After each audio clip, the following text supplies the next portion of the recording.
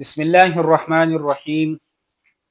د نبی علیه الصلاۃ والسلام حدیث مبارک دی چې الله سبحانه و تعالی نرم او مهربان دی او الله سبحانه و تعالی نرمي خوښوي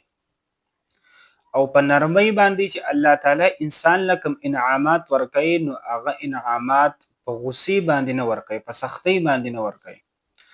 او کم انعامات چې په نرمۍ باندې الله سبحانه و تعالی ورکوي هغه د نرمۍ نه علاوه په هیڅ شي باندې هم نه ورکوي. په دې حدیث مبارک کې انسانانو ته د نرمۍ ترغیب ورکړی شوی دی. د نبی علیه الصلاۃ والسلام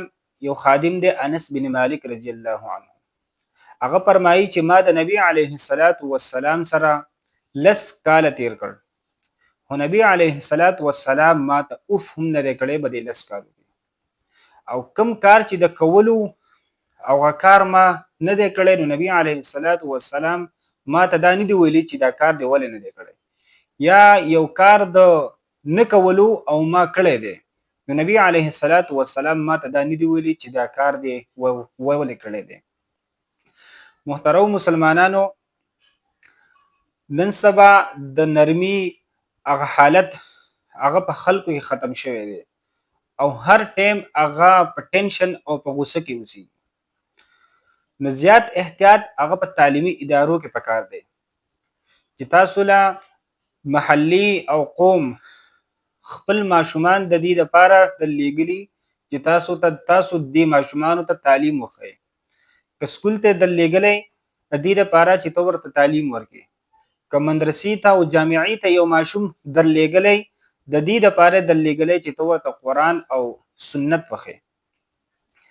اوس قرآن او سنت دا چې ته یو ماشوم ته ښیې نو ظاهره خبره ده د دې ماشوم نه به دې کې څه غلطیانې کوتاهیانې راځي، دی دا زده کوي. نو داسې بیا نه ده پکار چې یو قاري صاحب یا د یو مدرس هغه یو ماشوم سره دومره زیاتې وکړي چې هغه د هغه د برداشت نه بار وي او هغه له پې تکلیف ورسي. په مفتی تقی شیخ الاسلام حضرت مولانا مفتی محمد تقی العثماني صاحب په خپل کتاب اصلاحي خطبات کې لیکي چې پلار او مور لا یا یو استاد لا دا نه دی پکار چې خپل بچی یا خپل شاګر داسې ووهي چې د هغې وهلو نه به ده باندې د زخم نشان یا د هغې وهلو نشان پاتې شي. دا استاد له جایز نه دي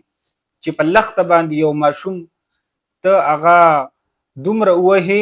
چې په هغه باندې د زخم نشان یا د وهلو نشان یا غذای تور شي یا شین شي. دا په اسلام کې هیڅ کله هم جایز نه دي. او تقی صاحب لیکي چې دا عمل دا دونه لویه ګناه ده چې حضرت مولانا اشرف علي تانوي رحمه الله فرمایي چې زما ذهن ته دا خبره راځي نه چې دا استاد که دا په مدرسه کې وي او که په سکول کې وي او که په یونیورسټۍ کې وي دا ماشوم ووهي، نابالغه ماشوم ووهي، نو زما په ذهن کې دا خبره راځي نه چې دا استاد دا مدرس دا به د دې ماشوم نه معافي څنګه غواړي. د دې معافۍ چې کوم شکل دی هغه زما ذهن ته راځي نه. اشرف علي تانوي رحمه الله وایي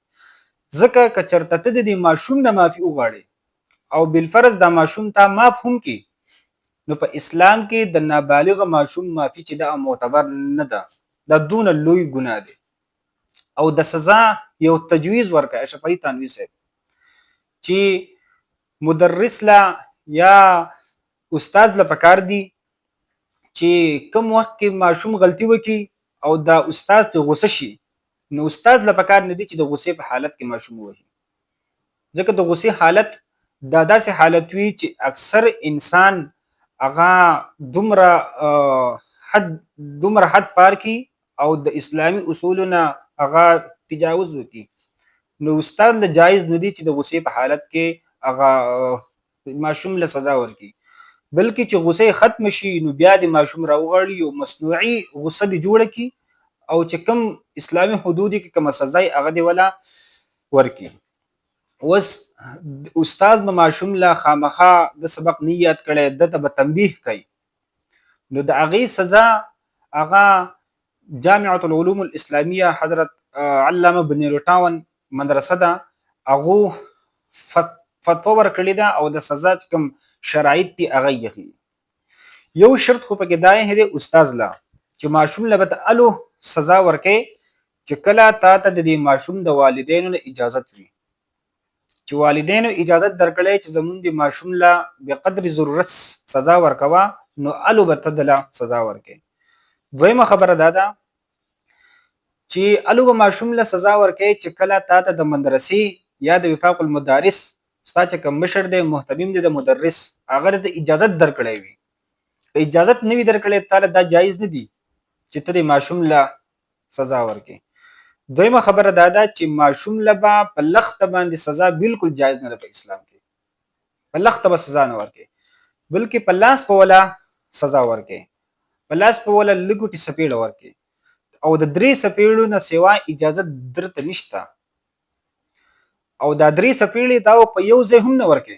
په مختلف ځایونو به وله سزا ورکې. دا شرایط لیکلي په فتوا کې، په نیټ باندې دا فتوا موجود ده. او په سر به ماشوم نه وهي، په مخ به هم ماشوم نه وهي او په نازک ځایونو یعنې په شرمګاه به هم ماشوم نه وهي او هغه ماشوم به هم نه وهي کوم چې ماشوم بیمار دی یا د هغه له د سزا طاقت نشته هغه ماشوم به هم نه وهي. نو نن یا پرون چې کوم واقع شوی وه هغه په سوات خوازخیله کې نو بالکل هغه وفاق المدارس هغه په هغو باندې باقاعده هغه سټیټمنټ ورکړی دی چې دا باقاعده ظلم کړی موږ د دې مذمت کوو او په قانون په دایره کې هغه له د حکومت سزا ورکړي. دا نه چې ته یو مدرسه ورانې یا یو مدرسه سوځې یا دا مطالبه کې چې مدرسې باندې بلډوزر وګرځوئ. د قانون په دایره کې چې کوم کس جرم کړی دی هغه له د حکومت وقت باقاعده سزا ورکړي. او وفاق المدارس هغه دا هم ویلي که چېرته دا مدرسه زمونږ سره منسلک وي دا د وفاق المدارس د انډر د لاندې وي نو موږ به مضبوطه کاروایي کړې وي د ده. خو چونکې دغه مدرسه کومه چې په خوازخیله چالیار کې دا واقع پکې راپېښه شوې ده نو دا د وفاق المدارس سره منسلک هغه اداره ده نه، دا یو ځل یو اداره ده. او بله دا خبره چې نن سبا خلک د مدرسو دشمنان هغه ډیر زیات دي، دا ملحدین دي او سیکولر خلک دي، دا معمولی شان بانه غواړي. نو دی دا شی دومره هغه هایلایټ کی چې زمون چې کوم هغه عام مسلمانان دي نیک مسلمانان دي داغو په هغه جال کې راشي. الکه یو تاسو ته ما وی چې تقی عثماني صاحب هغه د وفاق المدارس مشر دی هغه په سټیټمنټ ورکړی دی په خپل کتاب کې اصلاحي خطبات کې دا خبرې لیکلي کوم چې مونږ بیان کړي او بنیروټاون مدرسه هغه فتوا ورکړې ده چې هیڅ کله یو استاد لا د دې شرایطو نه علاوه سزا ورکول په اسلام کې جایز نه دي. دا د مدرسو هغه خبرې دي. اوس یو کس یو مدرس دا ټول خبرې او دا فتوا هغه اګنور کوي او ذاتی د یو کس نه یو قسم انتقام علي نو پکار نه ده چې بدی باندې ته د ټول مدارس دا قیاس کې او ټول علما قاریان اپ قیاس کې او ته وی چې دا نور بم دغه شانی دا خبره غلطه ده. دغه کس دا ماشوم چې شهید شوی دی زما په خیال نابالغ دی، الله تعالی دې د دې خاندان له صبر جمیل ورکی او د وفاق المدارس دا پرزور مطالبه ده د حکومت نه چې دله دی د قانون او د انصاف په دایره کې داسې سزا ورکي چې د عبرت جوړ شي د نور خلکو دپاره. خو یو درخواست دا دی چې نور مدارس دا په لکاو مدارس دي په زرګاو مدارس دي او په لکاو طالبات او استادان بدی کې دي د دې یو کس تلاسه نور استادان قاریان دا په سپینه جامه باندې داغ لګول